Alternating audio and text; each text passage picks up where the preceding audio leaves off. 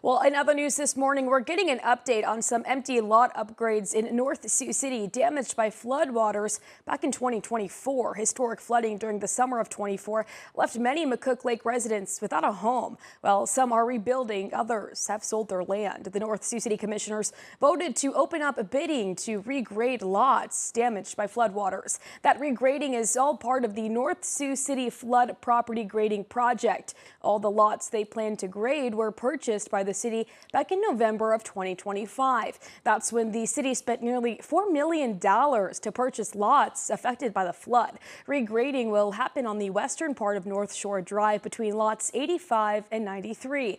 This project is happening alongside the reconstruction of Northshore Drive, which is expected to start in April and run until mid-August. The overall goal of the regrading project is to help stabilize the bank and straighten out the shoreline along McCook Lake. After that, the lots will be regraded and seeded with grass.